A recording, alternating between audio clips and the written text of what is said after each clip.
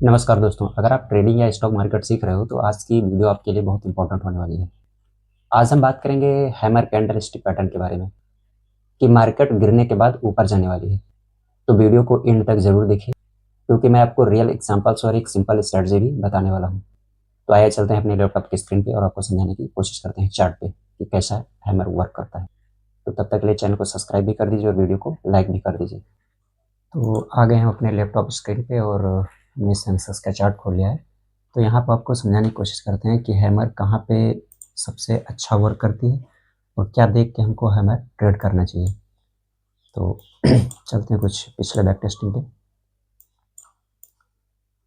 जैसे कि हमने 1 आवर्स का टाइम फ्रेम ले रखा है, तो 1 आवर्स पे नहीं, हम लोग 15 मिनट पे इसको ट्राई करेंगे। तो 15 मिनट का चार्ट हम लोग लगा लेते हैं।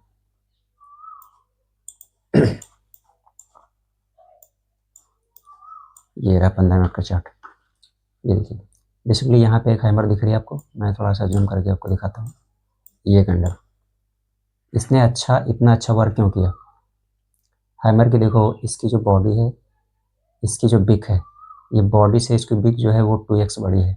और हैमर्स को सबसे बड़ी पहचान ये होती है हैमर की कि अगर बॉडी से 2x या 3x जितनी बड़ी उसकी बिक होगी उतना अच्छा वो हैमर वर्क करेगी। और सबसे मेन इम्पॉर्टेंट, अब आप पूछेंगे कि यहाँ पे भी एक हैमर बनी है, इसने वर्क क्यों नहीं किया? इसने वर्क इसलिए नहीं किया क्योंकि ये मार्केट की ओपनिंग में बनी है।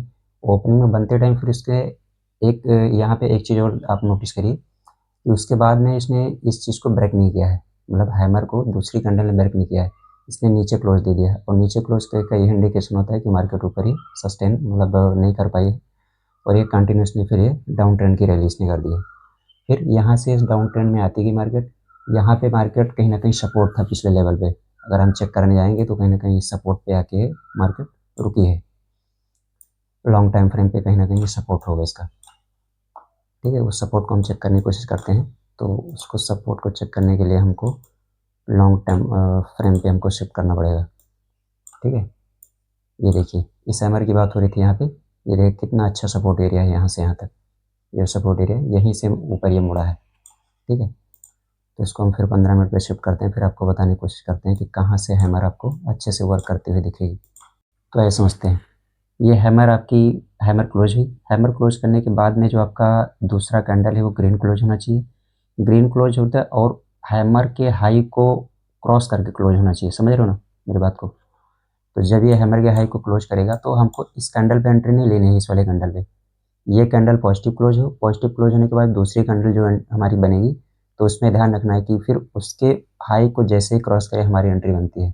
और फिर हम लोग 1:2 1:3 के लिए आगे प्लान कर सकते हैं। ठीक, फिर हम लोग यहाँ तक हम लोग टारगेट लिए। टारगेट के बाद में यहाँ भी एक हैमर बना। ठीक, क्या हम इस हैमर को ट्रेड कर सकते हैं? बिल्कुल नहीं।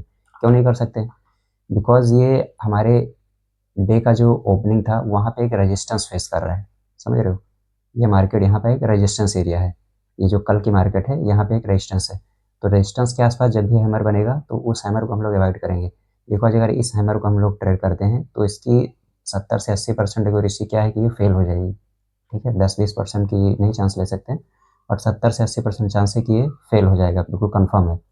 तो इस हैमर को हमको अवॉइड करना है। ठीक, यहाँ पे हैमर बनी बिकॉज ये भी एक मतलब रेजिस्टेंस के पास बनी है, तो इसको हम लोग ट्रेड नहीं कर सकते हैं। ठीक है, जब भी हमको ऐसा डाउन ट्रेंड में मार्केट हो और डाउन ट्रेंड में मार्केट चलते चलते जब एक सपोर्ट लेवल के पास अगर तुमको कहीं लॉन्ग टाइम फ्रेम पे 15 मिनट या फिर आधे घंटे 1 घंटे कोई भी टाइम फ्रेम को अगर वहाँ पे अच्छे से सपोर्ट एरिया के पास अगर हैमर ड्रॉ हो रही है और लॉन्ग टाइम फ्रेम पे हो तो ज़्यादा अच्छी बात है। बड़े टाइम फ्रेम पे अगर दिख रही है तो अच्छे से वर्क करती हो, तो उस हैमर को हम लोग नहीं छोड़ सकते बिकॉज इसकी एक्यूरेसी है वो 90 से 80% होती है। तो यही होती है कैंडल की पहचान। हैमर जो हम लोग बोलते हैं ये मेन हैमर यही है। तो इसको अगर हम अच्छे से अगर वो ट्रेड करना सीख जाते हैं तो हमको ये अपॉर्चुनिटी कहीं ना कहीं अच्छी अच्छी अपॉर्चुनिटी मिलती रहती है हैमर को ट्रेड करने के लिए। और भी मैं आपको दिखाता हूँ, जैसे यहाँ पे एक हैमर बनी। ठीक है, लेकिन यहाँ पे क्या और हमारी एक कंडीशन और है। अगर हैमर बनने के बाद में 3 कैंडल अगर कंटिन्यू ऊपर लेके नहीं जा रही मार्केट को, 3 या 4 5 6 कैंडल अगर टाइम बिता दी वहाँ पे, तो हमारे हैमर का मतलब कॉन्सेप्ट खत्म हो जाता है। फिर इसमें लोग ट्रेड पंच नहीं कर सकते हैं। अगर एक हैमर जैसे ये हैमर बनी, एक इसने ब्रेक किया, लेकिन दूसरी कैंडल ने क्या किया, इसके हाई को ब्रेक नहीं किया, ये कंटिन्यूसली नीचे आ गई, तो यहाँ पे हमारा हैमर वर्क नहीं कर सकता है और ये फेल हो गया। ठीक, सेम कंडीशन इस वाले अगर हैमर में आपको बताएंगे, इसने हाई ब्रेक किया, दूसरे ने भी हाई ब्रेक किया, यहाँ पे हमने ट्रेड किया और अच्छे से आके रिटेस्ट किया, रिटेस्ट करने के बाद अच्छी सी रैली इसने दे दी। ठीक, यहाँ पे वर्क करता दिखेगा आपको। तो हैमर क्लोज होने के बाद में जो 2 या 3 कैंडल होती हैं वही सबसे मेन इंपॉर्टेंट होती हैं। अगर वो अच्छे से रैली कर रही हैं तब तो हमारा हैमर वर्क करेगा। अगर वो अच्छे से रैली नहीं कर रही है तो हैमर हमारा वर्क नहीं करेगा। ठीक है, तो बेसिक सा कहने का मतलब ये है कि हैमर को जब भी ट्रेड करेंगे तो 3-4 कंफर्मेशन होना चाहिए। अगर आप ईएमए लगा के करते हैं तो और अच्छी बात है। आप हैमर देखिए, हैमर के बाद 2-3 पॉजिटिव कैंडल को क्लोज करते देखिए, उसके बाद में अगर आपका ईएमए भी क्रॉस ओवर हो रहा है तो एकदम स्ट्रॉन्ग बाइंग आ सकती है वहाँ पे। दूसरी बात क्या है कि वॉल्यूम हमको चेक करना है। ठीक है, वॉल्यूम बहुत अच्छा इंडिकेशन देता है। अगर उस हैमर के बाद में 2-3 कैंडल जो बन रही उसमें भी वॉल्यूम भी अच्छा आ रहा है तो और अच्छी बात है, तो वहाँ पे आप लोग अच्छे से ट्रेड कर सकते हैं। तो आज के लिए वीडियो में इतना ही, बाकी देखते हैं और भी मैं कैंडल स्टिक की वीडियो लेके आने वाला हूँ। तब तक के लिए मिलते हैं नेक्स्ट वीडियो में, and bye bye, take care.